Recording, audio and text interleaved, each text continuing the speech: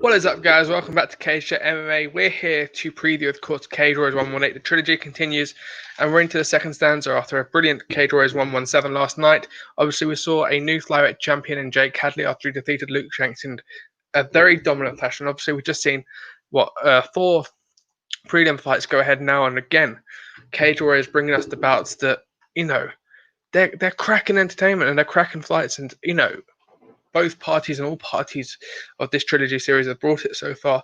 Obviously, last night, and we will go into further detail on Monday on the recap, that Luke Shanks lost his title to Jake Hadley in very dominant fashion, but there was also some other fantastic performances on the card as well. But tonight we look at the middleweight division, and we see finally Nathias Fredrick make his first middleweight title defense against Jamie Richardson. These two were, of course, supposed to be on the original trilogy series back in September now, and of course that fight got cancelled, I believe, due to a positive COVID test. Although I haven't double checked that, but I do believe one of the two parties did test positive because we lost a couple of fights, and I think it was on the same night. It was going to be on that second night at least. But it's good to see them back into the cage and fighting tonight. And boy, what a main card we have got! And that just the headline on it just is the cherry on the ice, and so to speak. But yes, Nathias Fredrick obviously fighting out of Birmingham, and of course, Jay Herbert was a former champion at middleweight, and obviously he's gone over now to UFC, of course, where he made his debut on Fight Island. But it's going to be interesting. Obviously, nicknamed Notorious, he's going to have a bold one tonight in terms of what the previous Notorious did at Cage Warriors. But if he defends his title tonight, age 37, he's 8-2-1. He's got a fantastic record on him. He's obviously on an 8-fight win streak. He lost his first two professional bouts. Actually, I say that, sorry. He's on a 1-fight win streak, undefeated in the last 8. Obviously, that draw against James Webb in 2 fights ago, of course. So he's undefeated in 8, but on a 1-fight win streak. But he's on a very dominant run since he's made his Cage Warriors debut. He's faced James Webb twice. Drew the first time, of course, came back and beat him with 1 second left on the clock in the 4th round to become and to claim that middleweight title. And now, Jamie Richardson, obviously the younger, 24, is coming in here with a little less experience at 9-5, but not too much, not too similar. In fact, he's got more fights on the record and more wins, or be it more losses as well. So he's learning, and nickname Young Gun, you're going to be seeing a lot of this kid to be at 9-5 at only 24 years of age. Is phenomenal as well. He's on a 3-fight win streak. Of course, Matthew Bonner, who's fighting tonight against Matt Inman, it was his last victory at Cage Warriors 113. And then, of course, back-to-back wins over Phil Wells. So before that, he lost to Aaron Khalid, who, of course, is fighting in tonight's co-main event, and lost to Sam Bolt. So, yes, he does go on some hot streaks, but every now and then he does slip up. He went on a 2-fight win streak in his first 2 fights, then had 3 losses in a row, one of those being to Nathan Jones. Obviously, then he went on a 4-fight win streak, 2-fight loss streak, and back on a 3-fight win streak. So trajectory says he might be in with a loss tonight, but obviously MMA maths doesn't work like that. And with what we saw last night, I think it's impossible to say that the champion's going to walk out still the champion with the performances that are going on. And I'd be almost tempted to go with Jamie Richardson here. The fact that he's 24 years of age, his last, 2 of his last 3 wins have been via finishes. Obviously, that one against Matthew Bonner was the one that went to the decision. Sorry, although saying that equally so, 2 in 3 finishes with Nathias Fredrick, the champion, and you'll be expecting maybe a finish tonight. Then over 5 rounds, we didn't get one last night. We got one more of the gritty performance, and one, I think it was 50-45, 50-44, and a 50-42 on the scorecards. Very much in a similar fashion how Luke Shanks took his title, he lost it. And maybe the quick turnaround didn't benefit him in the long run. Whereas Jake Hadley, he looked phenomenal last night. But obviously these two, again, they're supposed to fight on the original trilogy, and it'd be interesting to see how they dealt with those extra, 2-3 months that they've had since those dates. Obviously, recovery in terms of the weight cut that it would have done, because I believe they both cut weight on the day. I think it was a fight that got pulled out within 24 to 48 hours before the event, before the date they was going to fight. So it is interesting to me, and I think obviously they would have gone to another mini camp for 4 or 5 weeks, I'd imagine. And these two, we look at the table, of course, as we mentioned, 8-2-1 versus 9-5, 6-1 versus 6 foot. and obviously both make weight at 185. So yeah, it's just more of the question: how did those last 3 months, benefit them? Did it benefit the champion more? Was there any injuries that, either one of them went into in that first fight? Obviously, that was, straight after the first lockdown. So I would imagine they would have been able to train a lot more intensively and a lot more frequently and consistently, more importantly, in these last 6 weeks. And hopefully these two will put on a fight, that will go down in the trilogy history or the trilogy chronicles when it comes out next year, maybe. But, I'm excited for this one. I think the fan base is excited for this one, especially in England and the UK, of course, and Europe as a whole. But yeah, I'm going to go with hashtag #ANNU. I think Jamie Richardson is going to become a Cage Warriors champion, obviously nicknamed the Young Gun. I think we're going to see him move up, probably defend his title perhaps once or twice. Then when he's 26, 27, move on upwards to the UFC perhaps. But again, Nathias Fredrick is no slunt to be pushing over.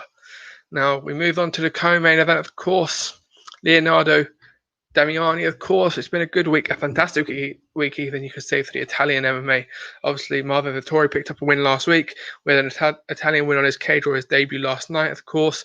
And again, we are back tonight with Damiani versus the Welshman Aaron Khalid, who performed phenomenally well in his last performance against Mick Stanton at Cage Warriors 114, picking up a first round Anaconda choke. Again, that was that night that all of those finishes came in a row. I think there was only one decision on that card, which would have been the main event, I presume, with Luke Shanks and Samir Fadin. But again, he does have a win over Jamie Richardson, who fights for the title tonight. So you could say that, actually, well, it is in a welterweight division, should I say. So obviously you're expecting Khalid, maybe. Obviously, there is no welterweight champion right now with Mason Jones signed to the UFC. So the hunt for the welterweight champion is on, I suppose. So a win tonight, especially for Aaron Khalid, perhaps.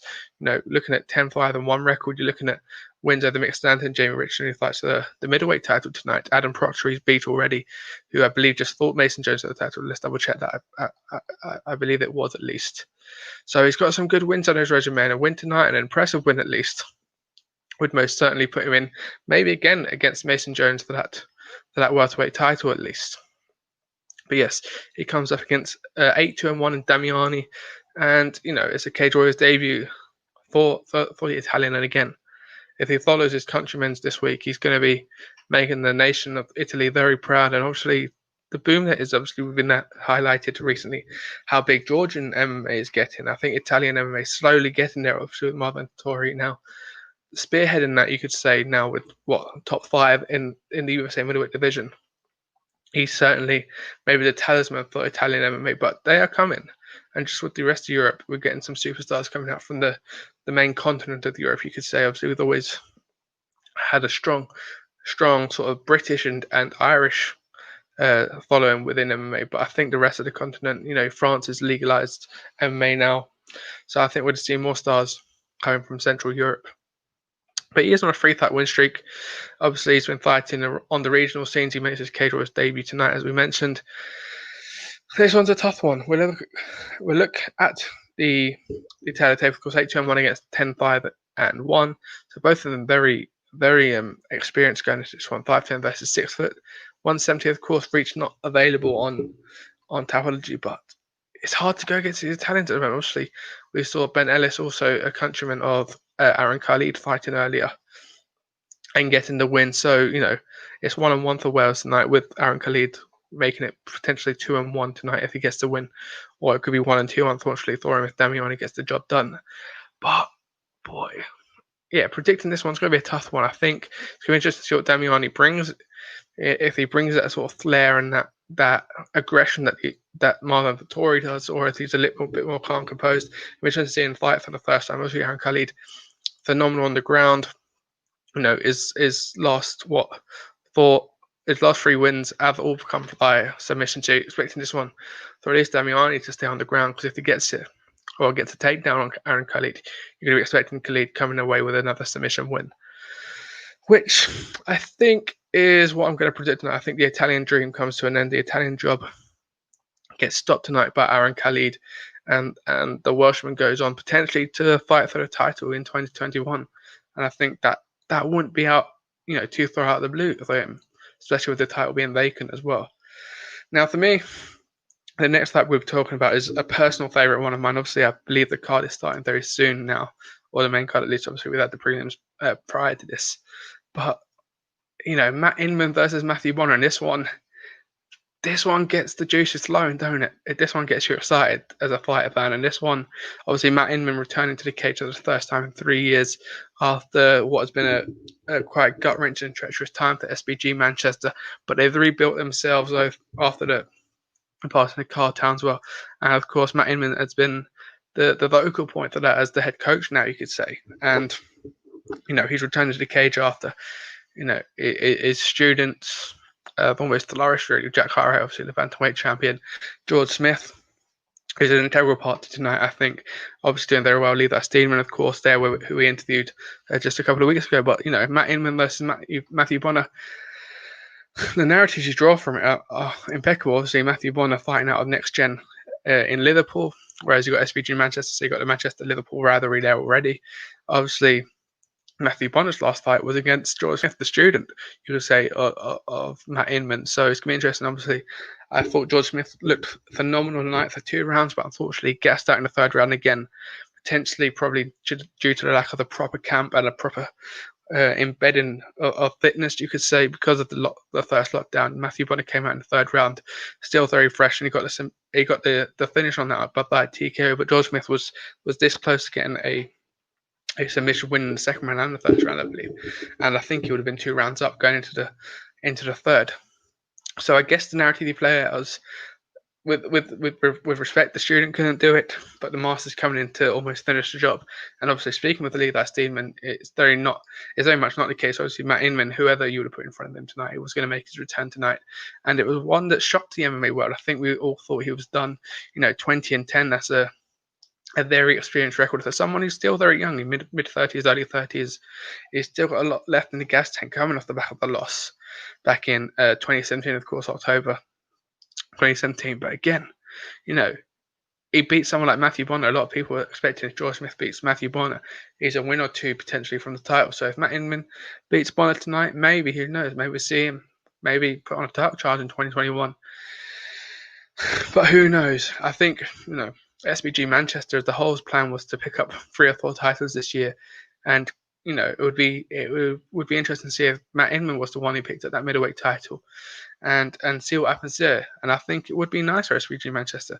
Unfortunately for Matthew Bonner, I can't go against the Mancunian here, can I? I have to go with Matt Inman for the win tonight. Obviously, going down to SBG Manchester, seeing all the lads down there. Martin Stapleton, of course, is still looking for a fight at flyweight, and deservedly would be getting one. Hopefully, he was supposed to fight on the last trilogy, but that fight didn't go. It got cancelled, wasn't as planned, and obviously he's seen that a lot now. But obviously, we look at the take Matt Inman, as we mentioned, 20-10, Bonner 7-6-1, 5-10 versus 6-2, both 185, of course, in that middleweight division. And you can hear if Bonner gets a win tonight, that's a hell of a resume he's picking up in cage where now wins over, George Smith, Warren Key, Sean Lomas. He lost to, obviously, Jamie Richardson, who's fighting for the title tonight. But again, get back in that win column tonight, and who knows, maybe he's next to fight Jamie Richardson or Nathias Fredrick, perhaps. He's lost to the elite of that division as well in terms of the Cage Warriors elite as well. Midas Lamines, of course, who fights tonight, and Marco Madsen, who's now in the UFC, of course. So yes, I have to go with the Matt Inman win, and I see that the clock is ticking and the fights are starting very soon.